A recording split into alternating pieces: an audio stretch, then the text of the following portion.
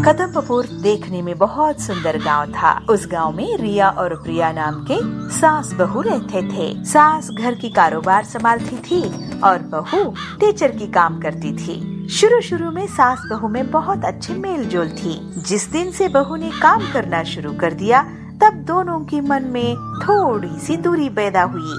एक दिन रिया बहुत हड़बड़ी से तैयार होते हुए, अरे टाइम कितना हो गया, अरे मैं लेट हो गई, अभी टिफिन भी तैयार नहीं हुआ, स्कूल की टाइम हो गई है ना, हर दिन मैं स्कूल के लिए लेट हो रही हूँ, ऐसे ही और 4 दिन चलते रहे ना नौकरी खोना तो गारंटी है। कहते बड़बड़ाती रहती है तो सास कहती है, अरे बहू क्या मेरे पास 4 हाथ है, जब तुम रेडी हो जाओगी तब तक मैं नाश्ता तैयार कर दूं। थोड़ा समय तो लगेगा ना, इतने में तुम पहाड़ सर पे उठा के क्यों नाच रही हो।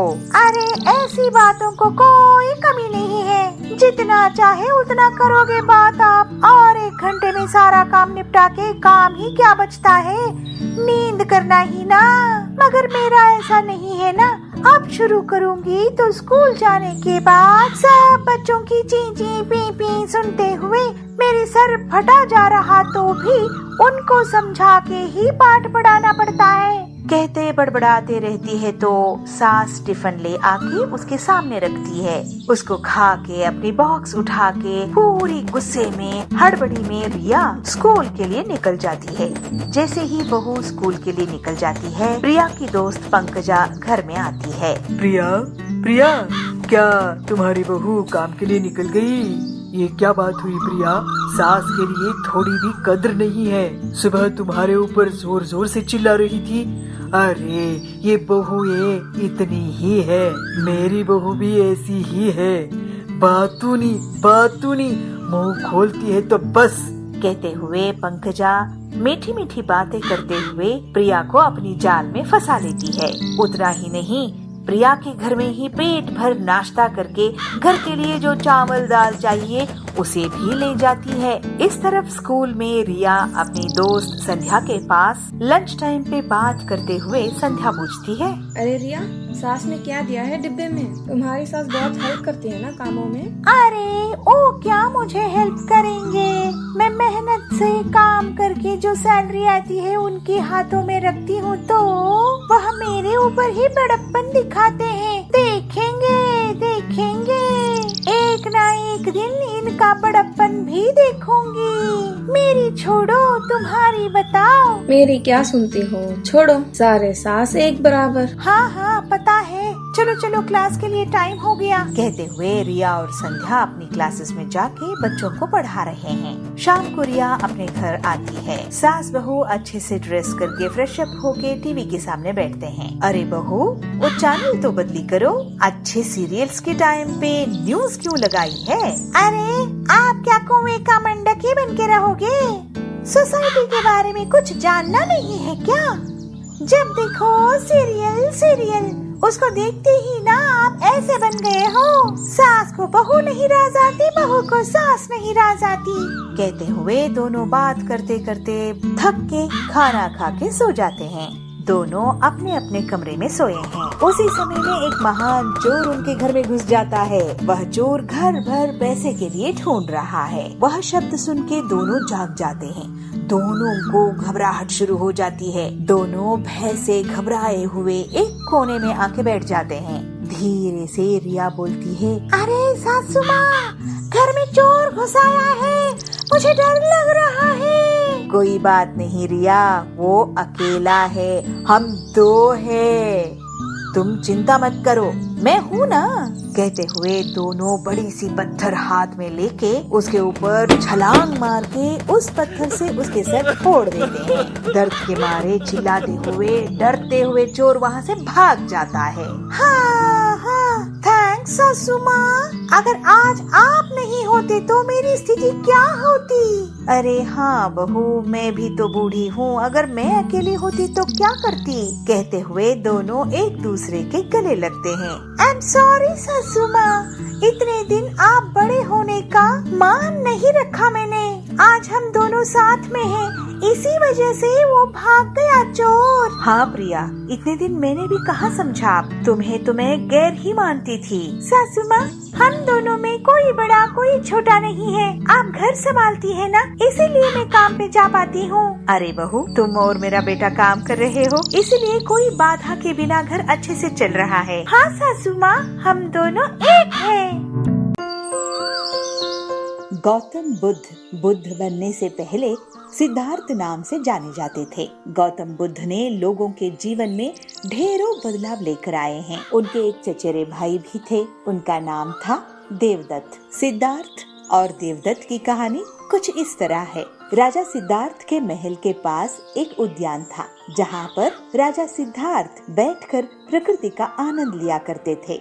एक दिन जब वे अपने बगीचे में बैठे हुए थे, तभी एक घायल चिड़िया उनके पैर के पास आकर गिरा। उसके शरीर में एक तीर लगा हुआ था। उसे देखने से प्रतीत हो रहा था कि किसी शिकारी उसका शिकार किया है। चिड़िया को तकलीफ में देखकर और उसे दर्द में फड़फड़ाता हुआ देखकर राजा सिद्धार्थ का दिल पिघल गया और उन्होंने उस चिड़िया की सहायता करनी चाहिए। उन्होंने सबसे पहले उस चिड़िया के शरीर से वह तीर निकाला और घायल जगह पर मलहम लगाकर उसकी पट्टी की। यह सब कर लेने के बाद देवदत्त कुछ खोजता हुआ सिद्धार्थ के पास आता है। देवदत्त जैसे ही सिद्धार्थ के पास पहुंचा तो उसने कहा, अच्छा, तो यह तुम्हारे पास है, लाओ इसे मुझे दे दो। इसका शिकार मैंने किया है। इसका शिकार करने में मुझे बहुत मेहनत करनी पड़ी थी। इस पर मेरा अधिकार है। देवदत्त की यह बात सुनकर सिद्धार्थ ने उससे कहा, नहीं, यह घायल था और मेरे पास आया। मैंने इसकी मदद की और उसकी जान बचाई, इसलिए इस पर अधिकार मेरा है। दोनों भाइयों के बीच उस चिड़िया के अधिकार को लेकर बहस होने लगी। अब वे जानना चाहते थे कि उस चिड़िया पर किसका अधिकार ज्यादा है। ऐसे में उन दोनों ने निर्णय लिया कि वे दोनों राजा के पास जाएंगे। सिद्धार्थ के पिताजी कपिलवस्तु के राजा थे। वे दोनों राजा के पास गए। राजा के पास पहुंचते ही देवदत्त ने सबसे पहले कहा, महाराज की जय हो। महाराज, इस पर सबसे ज्यादा अधिकार मेरा है, क्योंकि मैंने इसका शिकार किया है। इस वजह से आप सिद्धार्थ से कहिए कि वह यह मुझे दे दे। जैसे ही देवदत्त की बात पूरी हुई, तब राजा ने दोनों को शांत किया और फिर उनसे पूछा कि पूरी बात क्या है। ऐसे में सिद्धार्थ ने राजा को पूरी बात बताई और उनसे बोला, महाराज, बात यह है कि इसका शिकार देवदत्त ने किया था, लेकिन यह घायल होकर मेरे कदमों के पास आ गिरा। इसे घायल देखकर मैंने इसका इलाज किया और इसे ठीक किया है। अब आप ही बताइए कि इस पर सबसे ज्यादा अधिकार मेरा है। राजा ने इस मामले पर अच्छे से विचार किया। विचार कर लेने के बाद उन्होंने सभा में सबसे एक बड़ी बात कही और वह बात यह था कि मारने वाले से ज्यादा बचाने वाले का अधिकार सबसे ज्यादा होता है। इसलिए इस सबसे बड़ा अधिकार सिर्फ और सिर्फ सिद्धार्थ का है, क्योंकि उसने उसको मारा नहीं, बल्कि उसे घायल देखकर उसका इलाज किया और उसकी जान बचाई। राजा ऐसे कहने के बाद देवदत्त को बात अच्छे से समझ में आ गई। वह भी जान चुका था कि मारने वाले से ज्यादा बचाने वाले का अधिकार सबसे ज्यादा होता है। मारने वाले से ज्यादा बचाने वाले का बड़ा हाथ होता है और उसका अधिकार भी मारने वाले से ज्यादा होता है। इसलिए हमें भी दूसरों की मदद करनी चाहिए और परेशान लोगों की सहायता करनी चाहिए। ऐसा करने से हम अपने आसपास के समाज को अच्छा और बेहतर बना सकते हैं। एक अच्छा समाज ही एक अच्छे देश की पहचान होती है। इसलिए चिड़िया एक दूसरे की मदद करेंगे और अच्छे समाज के निर्माण में हाथ बटाएंगे।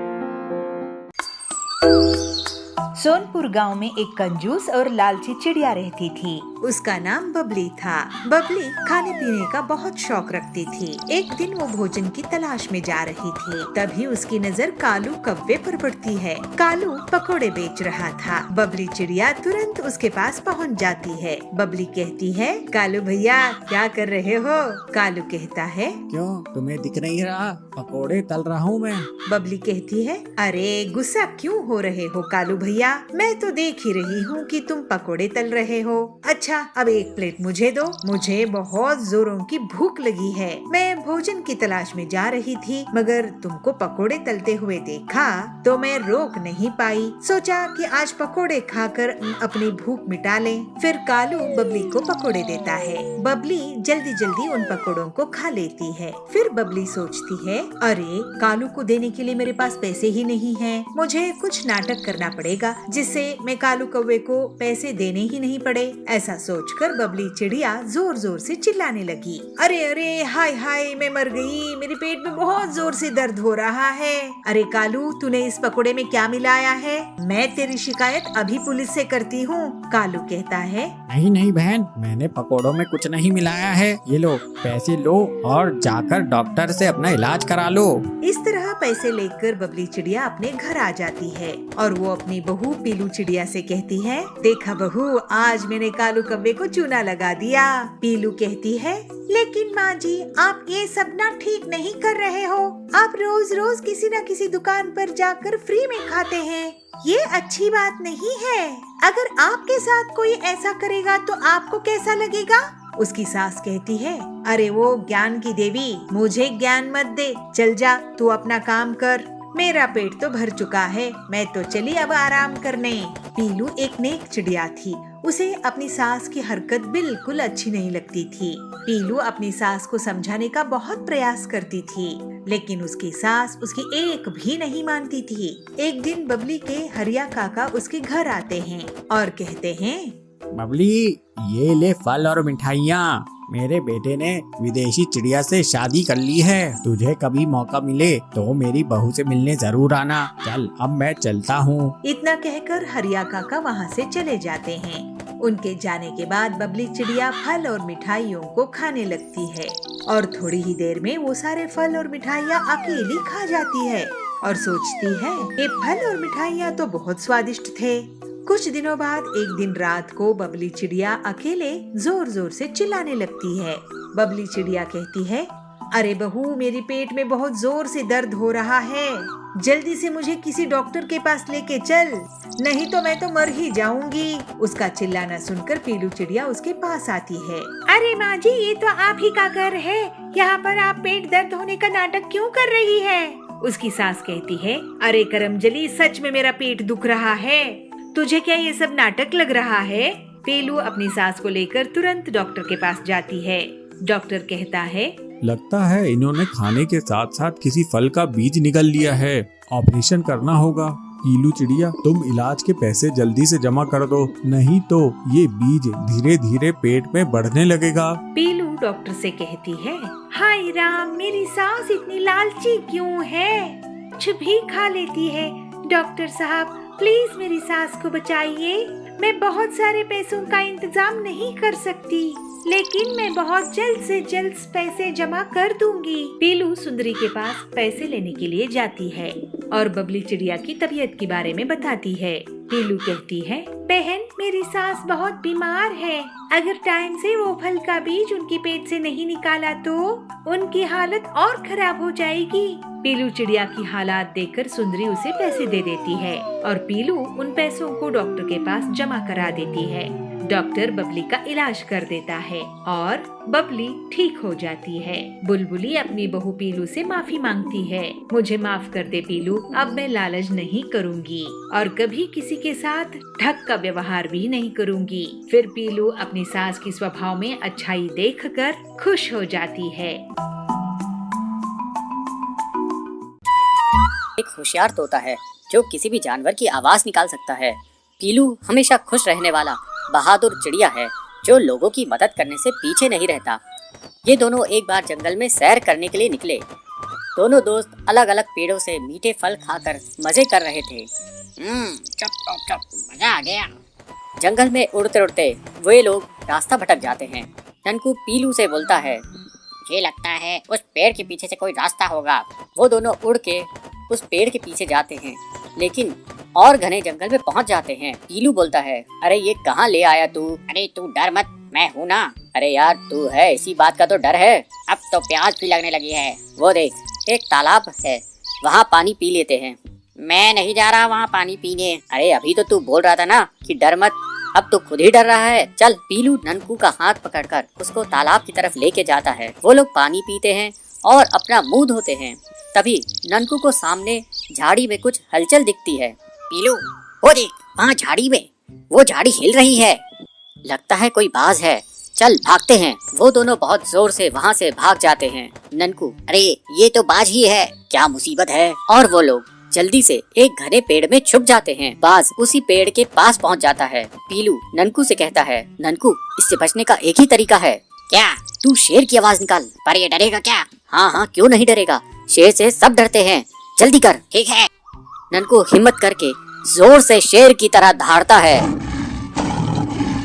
और बाज डर जाता है। वो इधर उधर देखता है और वहाँ से तुरंत उड़ जाता है। हे भगवान, शुक्र है। ननकू और पीलू जंगल में आगे बढ़ते हैं और उन्हें जंगल के बीच में एक छोटा सा घर जैसा दिखता है। अरे यार, वो देख, ये छोटा घर जैसा है। यहाँ जंगल के बीच में घर कौन बनाएगा? कुछ गड़बड़ है, जल्दी निकल यहाँ से। तभी वहाँ बहुत से कौवों की आवाज आती है। दोनों दोस्त तुरंत ही घनी झाड़ी में छुप जाते हैं। कौवों का झुंड डाकुओं का झुंड है। सरदार कौवा अपने एक डाकू से कहता है, छलिया जा, जल्दी से गिनती करके आ। छलिया कौवा एक पेड़ के पास जाता है और उसकी जड़ के पास हाथ से मिट्टी हटाता है और वहाँ से एक कार्ड निकालता है। वो कार्ड उस छोटे से घर में बने एक खांचे में डालता है और उस घर का दरवाजा खुल जाता है। छलिया अंदर जाता है। दोनों दोस्त एक दूसरे को देखते हैं। छलिया बाहर आता है और अपने सरदार से कहता है, सरदार, 5 है अंदर। ठीक है, चलो अब जल्दी। छलिया वापस से कार्ड को मिट्टी से ढक देता है। डाकू कौवों का झुंड वहाँ से चला जाता है।